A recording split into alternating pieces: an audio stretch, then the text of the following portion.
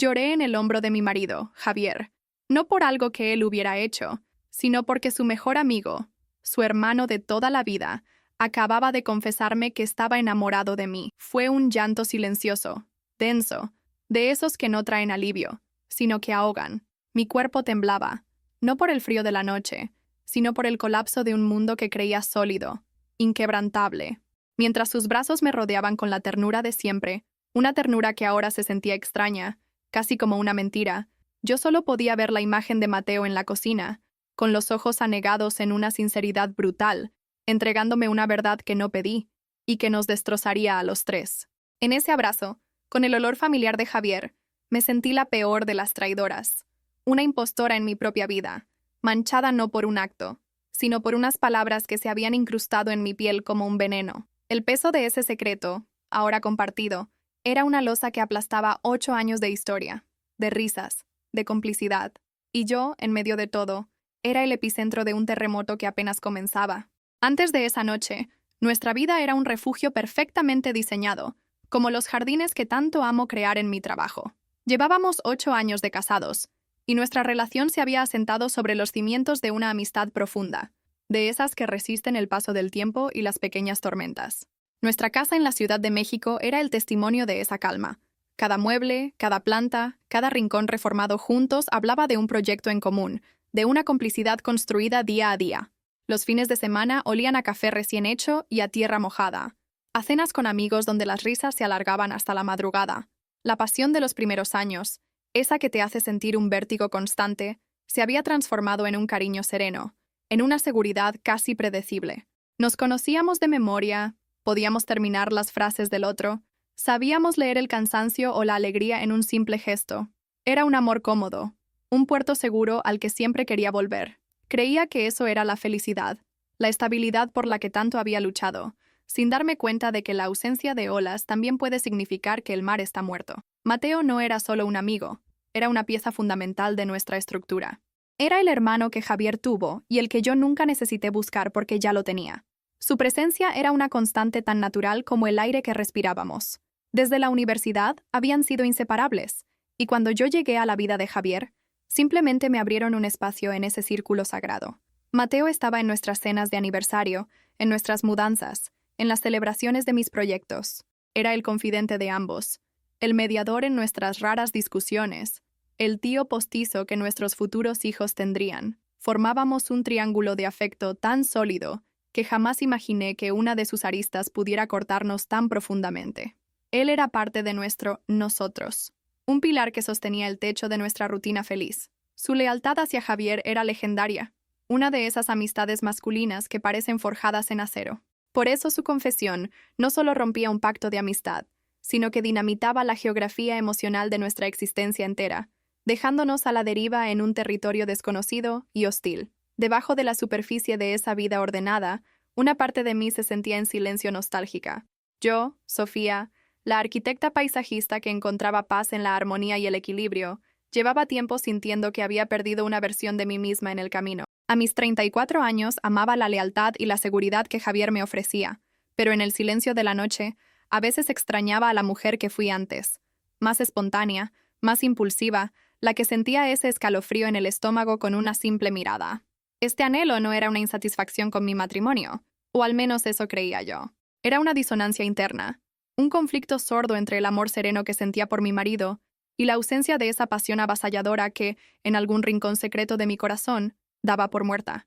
Me había convencido de que la madurez del amor era eso, una calma plácida, pero una pequeña voz dentro de mí se preguntaba si la calma no era más que resignación. Me sentía culpable por este pensamiento, por desear algo más allá de la bondad y el afecto de un hombre como Javier, y lo guardaba como mi único y más profundo secreto.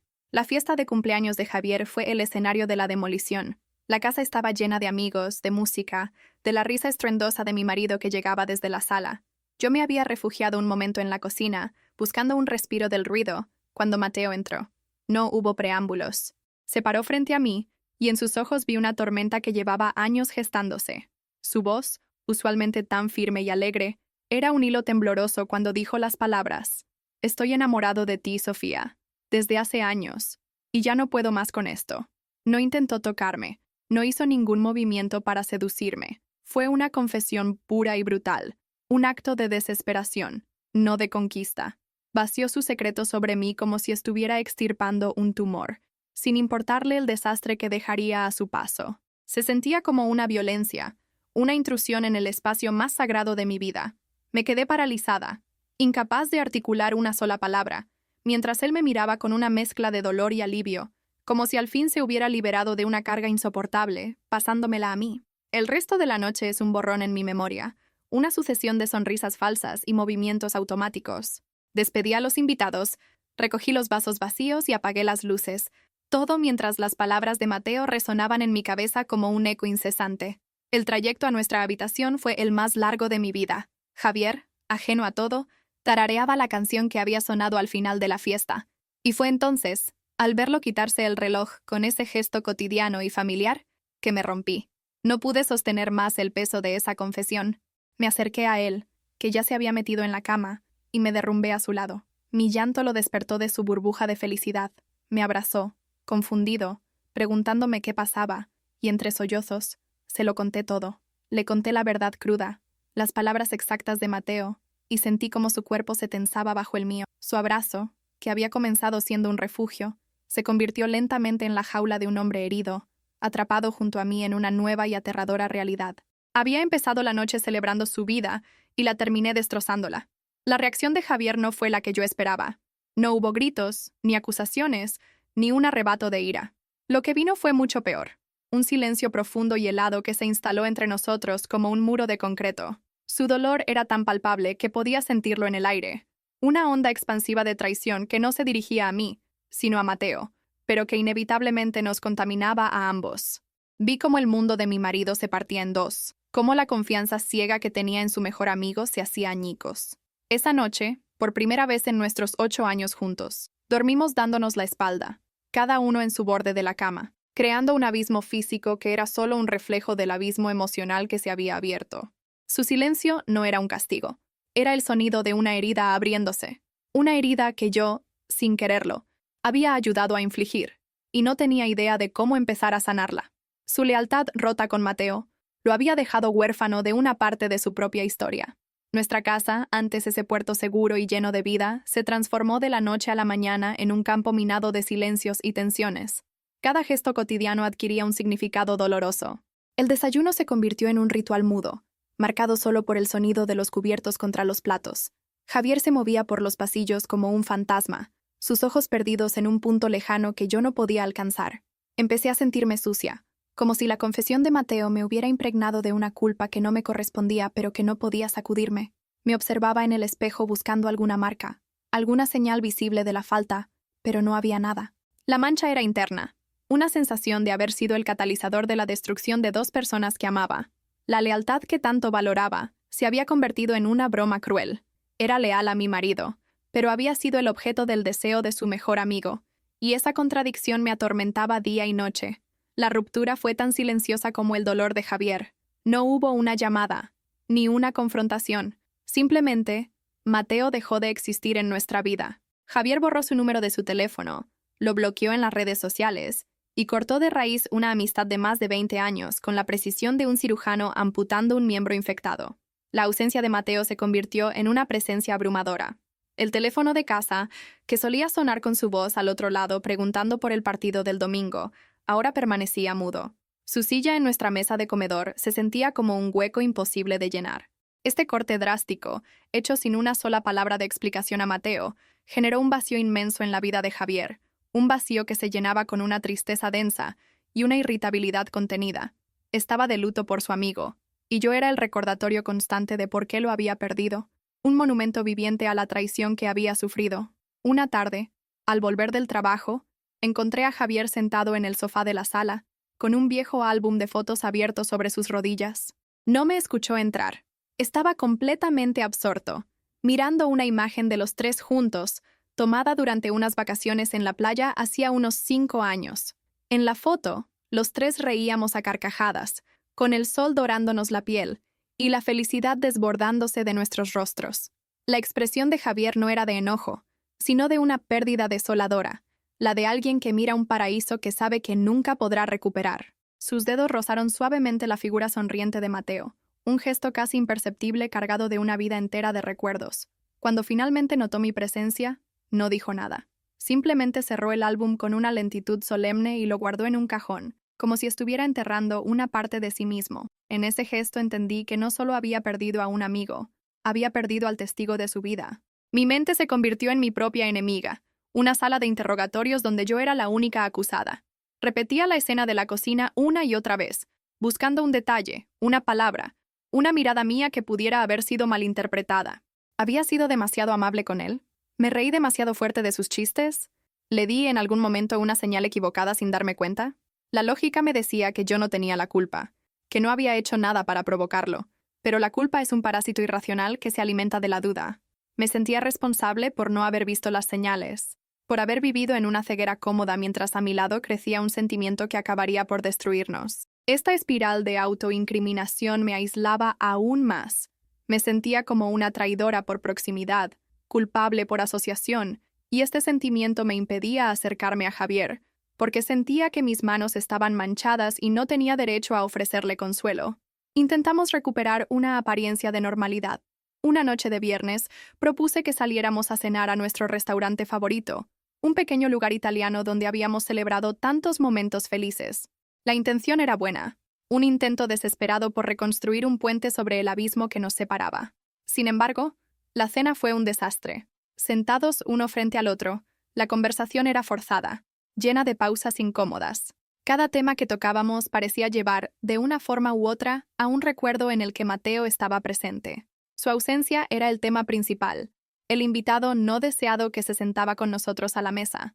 Hablamos del clima, del trabajo, de noticias irrelevantes, pero el elefante en la habitación era tan grande que apenas podíamos respirar. Regresamos a casa en un silencio aún más pesado que el de la ida, con la dolorosa certeza de que los fantasmas de lo que fuimos eran más fuertes que nuestro deseo de seguir adelante. Con el paso de los días, una nueva y extraña emoción comenzó a crecer en mí: el resentimiento. Estaba resentida con Mateo por haber detonado la bomba y haberse desvanecido, dejándonos a nosotros para lidiar con los escombros. Pero también, y esto me avergonzaba admitirlo, sentía un destello de resentimiento hacia Javier. Odiaba su silencio, su forma pasiva de lidiar con el dolor. Deseaba que gritara, que me culpara, que rompiera un plato contra la pared. Cualquier cosa habría sido mejor que esa pena silenciosa que lo consumía y que me dejaba fuera.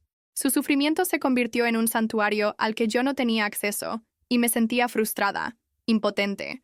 Esta rabia sorda era mi mecanismo de defensa, una forma de no desmoronarme por completo.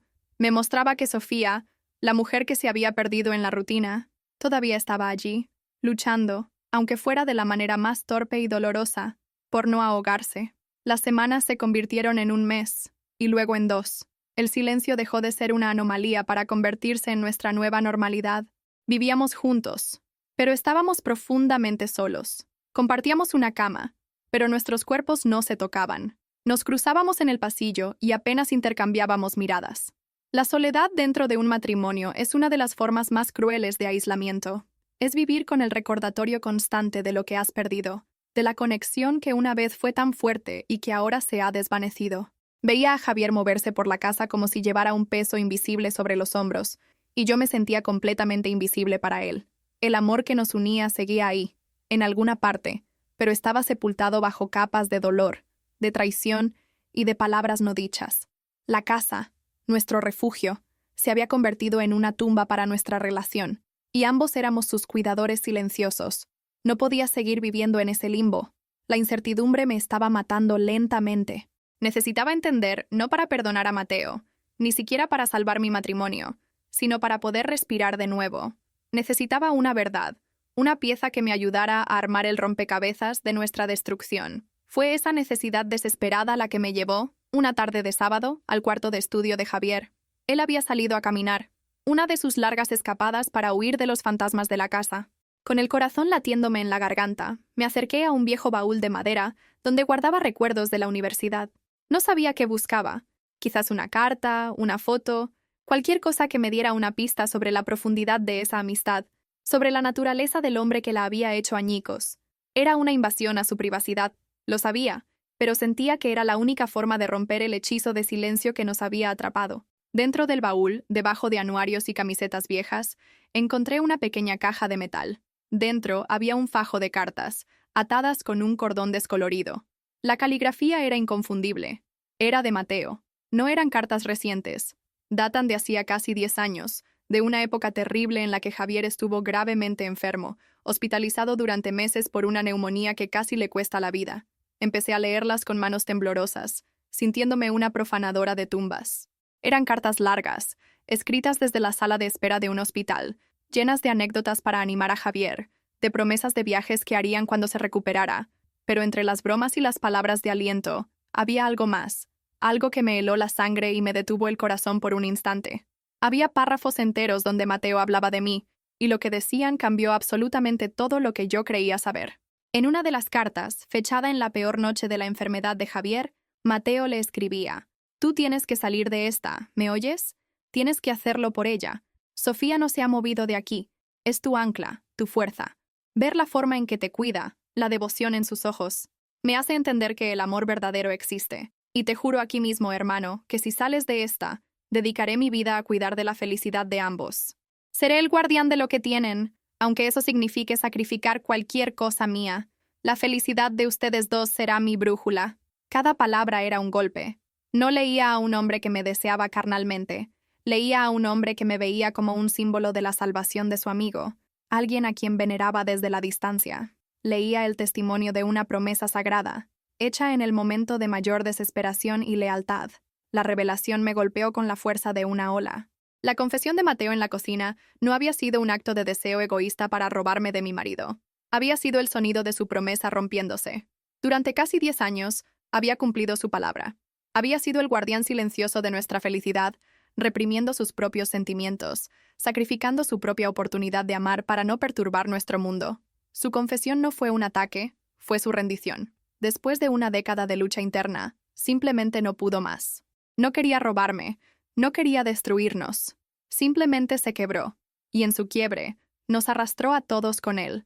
De repente, el monstruo que había creado en mi mente se desvaneció, y en su lugar apareció la figura trágica de un hombre que había amado de la forma más leal y dolorosa posible hasta que el peso se volvió insoportable. ¿Te está gustando esta historia? Deja un like y suscríbete al canal. Ahora continuamos con el video.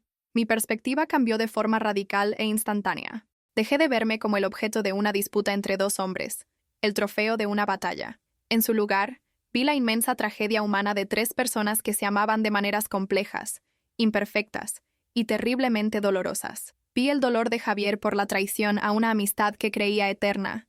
Vi el dolor de Mateo, ahogado durante años en un amor silencioso y en una lealtad que lo consumió por dentro.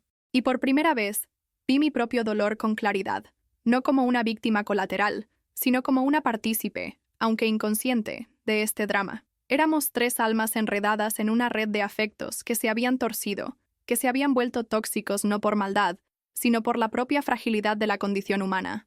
La ira y la culpa se disolvieron, dejando paso a una profunda y abrumadora tristeza por nosotros 3. Esta nueva claridad me obligó a girar el espejo hacia mí misma. Empecé a cuestionar mi propio papel en nuestro matrimonio. ¿No me había acomodado yo también en esa seguridad predecible? ¿No había dado por sentado el amor sereno de Javier, confundiéndolo con una falta de pasión en lugar de verlo como la base sólida sobre la que podíamos haber seguido construyendo? Quizás la seguridad que tanto valoraba se había convertido en una excusa para no esforzarme, para no nutrir activamente la llama que ahora tanto echaba de menos. La crisis que Mateo había provocado ya no era sobre él, era sobre nosotros, sobre Javier y sobre mí, sobre el silencio que habíamos dejado crecer mucho antes de su confesión, sobre las pequeñas distancias que permitimos que se convirtieran en abismos. Mi culpa se transformó en responsabilidad. Entendí que el amor, como mis jardines, no sobrevive solo con sol y buena tierra. Necesita ser cuidado, podado y regado cada día. El peso de este nuevo entendimiento era inmenso. Ya no sentía solo mi dolor, o el de Javier. Ahora sentía el peso de la historia completa, el dolor colectivo de nuestro trío roto. Lloré de nuevo, pero esta vez no fue un llanto de confusión o de culpa. Fue un llanto de luto. Lloré por la amistad que se había perdido para siempre, una hermandad que había sido el pilar de la vida de mi marido y una constante en la mía. Lloré por el amor imposible de Mateo, un amor que lo sentenció a una década de soledad silenciosa. Y lloré por el matrimonio que Javier y yo habíamos descuidado, por la intimidad que habíamos dejado marchitar bajo la cómoda manta de la rutina, La casa ya no se sentía como una tumba, sino como un campo de batalla después de la guerra, silencioso, devastado, pero donde por fin se podía empezar a contar a los muertos y a pensar en cómo reconstruir algo sobre las ruinas.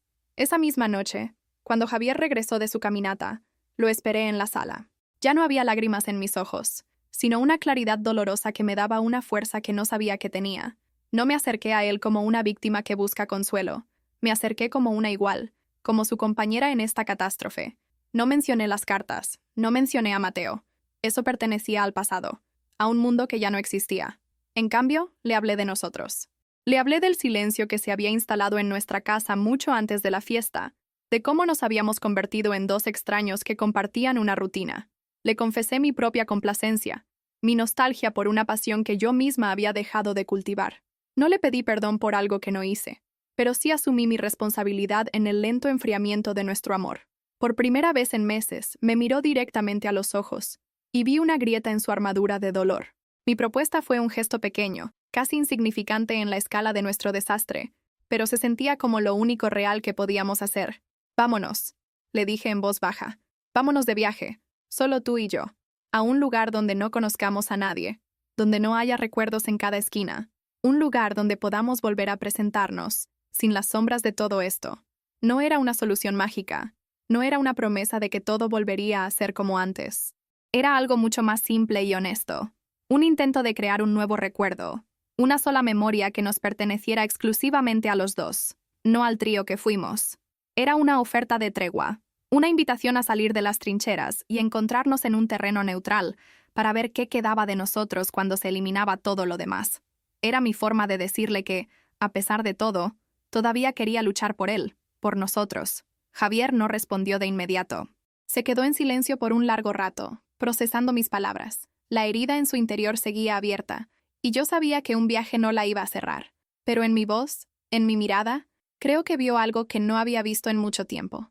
No culpa, no miedo, sino una sinceridad cruda, un deseo genuino de reconstrucción. Vio que yo también estaba rota, y que estaba dispuesta a recoger mis pedazos y tratar de unirlos con los suyos. Finalmente, asintió lentamente. No fue un sí entusiasta, ni siquiera un sí esperanzado. Fue un sí cansado, frágil, pero fue un sí. Fue el primer ladrillo que colocábamos sobre las ruinas. En ese momento, entendí que la reconstrucción no se trataba de perdonar a Mateo o de olvidar lo que había pasado. Se trataba de reafirmar los cimientos de nuestro propio matrimonio, de decidir activamente que nuestra historia juntos valía la pena el doloroso esfuerzo de empezar de nuevo. La relación que tenemos ahora no es la que teníamos antes. Sería una mentira decir que volvimos a la normalidad. Aquella normalidad murió la noche de la fiesta de Javier. Lo que construimos en su lugar es algo nuevo, más vulnerable, y paradójicamente, más fuerte. La amistad con Mateo está rota, quizás para siempre. Su nombre es una cicatriz permanente en nuestras vidas, un recordatorio silencioso de lo frágil que puede ser todo. A veces, en la mirada de Javier, todavía veo el fantasma de esa pérdida. Sin embargo, hemos aprendido a vernos de nuevo, no como extensiones el uno del otro, no como partes de una rutina predecible, sino como dos individuos que han atravesado el infierno juntos y han elegido, activamente, quedarse. Hay una nueva honestidad entre nosotros, forjada en el fuego de la crisis. Hablamos más, nos tocamos con más intención, como si fuéramos conscientes de que cada momento de conexión es un regalo que casi perdimos. La pasión no regresó como un torbellino, como en las películas, regresó como una llovizna fina, en los pequeños gestos, en la forma en que me toma la mano cuando caminamos, en la manera en que sus ojos me buscan en una habitación llena de gente. Hemos aprendido que el amor no es solo la seguridad de un puerto, sino también la decisión valiente de navegar juntos a través de la tormenta. Ya no doy por sentada su calma. Ahora la veo como la fuerza que nos mantuvo a flote. La semilla de nuestro nuevo comienzo está plantada, regada no con la comodidad de antes, sino con la honestidad brutal que esta crisis nos impuso. Somos sobrevivientes. Y a veces, sobrevivir juntos es la forma más profunda de amor que existe. No tenemos la vida perfecta que creíamos tener, pero ahora tenemos una vida real, con sus grietas y sus cicatrices, y es infinitamente más valiosa. La lección más dolorosa, pero también la más importante que aprendí, es que la verdadera amenaza para un amor no siempre viene de una pasión externa, de un tercero que irrumpe en tu vida. A veces la amenaza más peligrosa es silenciosa y crece desde adentro. Es la revelación dolorosa de todo lo que has dejado de construir, de las conversaciones que no tuviste, de la intimidad que permitiste que se enfriara, de la comodidad que confundiste con felicidad. La confesión de Mateo no fue la causa de nuestra crisis. Fue solo el detonante que iluminó la fragilidad de una estructura que ya tenía grietas. Fue el espejo que nos obligó a ver que nos habíamos olvidado de cuidarnos, de elegirnos cada día. Y esa es una verdad que llevaré conmigo para siempre. ¿Han hecho algún gesto de bondad que cambió una vida? Dejen un corazoncito si creen que el amor es más poderoso que cualquier riqueza. Suscríbanse para más historias de segundas oportunidades. Comenten. El amor no tiene precio, si ustedes también creen en la bondad humana.